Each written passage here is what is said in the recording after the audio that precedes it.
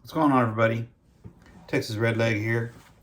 Hopefully you had the opportunity to go on the live last night at Off the Wall Preppers channel.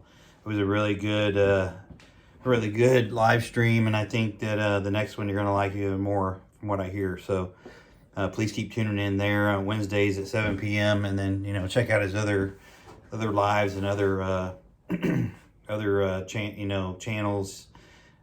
Channel spots he does. He does a lot of really good stuff, and also it's his birthday today, so you might want to pop on and tell him happy birthday. Anyway, today's video, I wanted to talk about this current world chaos that we are witnessing on a daily basis. Pinball touched on it this morning, and showed demonstrated the chaos that's ensuing in Kazakhstan over various things and issues there, and how he and of course a lot of others, including me, believe that it will migrate to a location or a continent near you soon. So all this stuff that we talk about and we pontificate about regarding prepping, it all goes hand in hand. It's all related. It's all relative. It all hinges on world events, current situations, military conflicts, economic disaster, pandemics, etc. It's really an all-encompassing lifestyle that we live, and in order to prepare yourself to or I should say insulate yourself as best as possible from the fallout from those events, that's where prepping comes in, and being smart about it. We can't prep for everything.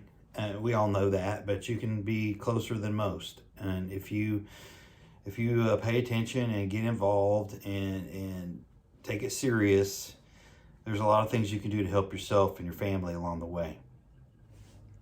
But one thing I noticed today in watching, the events unfold in Kazakhstan, and then watching the speech by Potato and who, the Giggle Queen,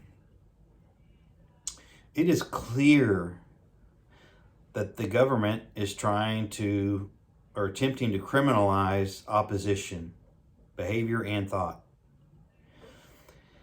So they're going to use this January 6th thing. They call it, you've got even Republicans like Ted Cruz calling this January 6th thing a horrific terrorist event. And, I'm not going to sit here and say that I agree with everything that those people did that day.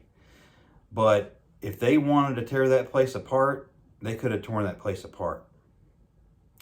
And again, I'm not excusing the criminal behavior, if any took place. I don't know all the facts surrounding it. I didn't watch every minute of video, but I don't think that would constitute a terrorist event. Okay. But nevertheless, the current government and its law enforcement arm are going to attempt to criminalize any opposition to the government from the citizenry,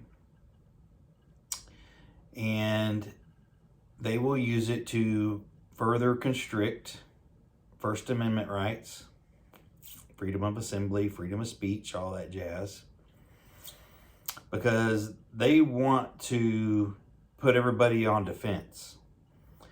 And so prepare yourself for that,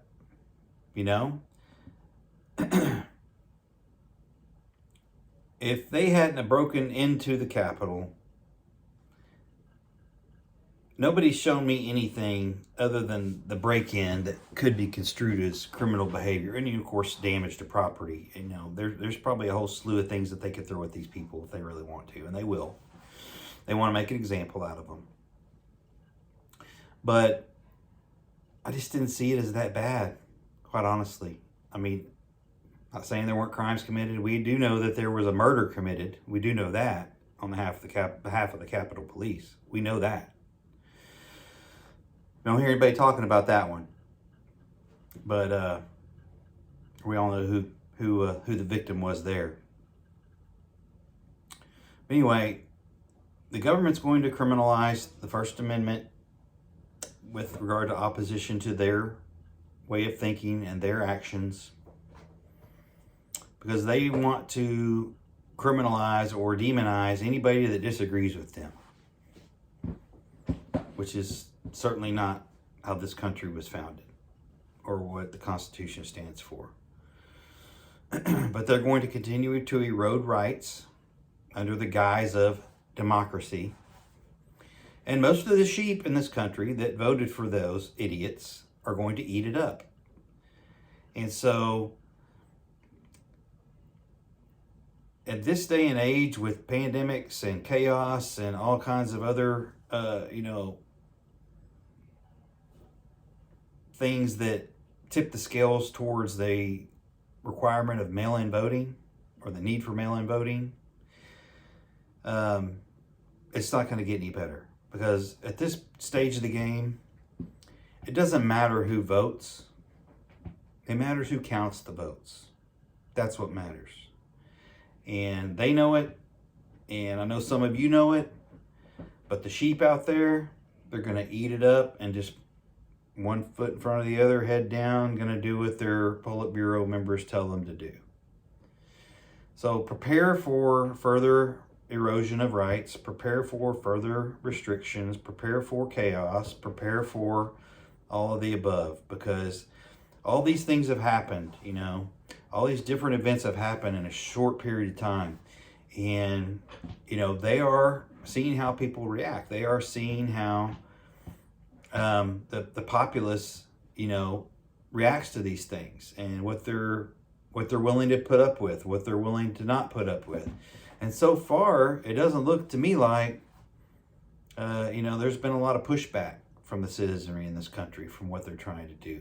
So, again, I would prepare myself accordingly, and that includes your preps. I'm not telling you to go out looking for a fight, but I think you need to be ready, and I think you need to be ready yesterday.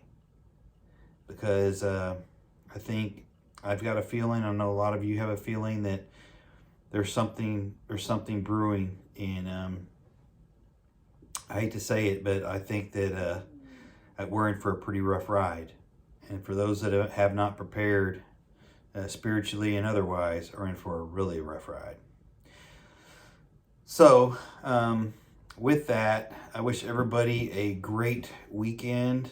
I'm coming to into my C19 treatments and everything. Hopefully I'll be done with this thing after the weekend, but I'm really ready to get out of here and do something because I'm getting cabin fever. So anyway, everybody have a great weekend. Hopefully you're all rested up from the holidays and you're ready to continue to do the things that are necessary to get yourself right, get ready, and further fill the holes and fill the voids with your lack of preps that you have. So with that, keep prepping, stack it deep, and long live the Republic.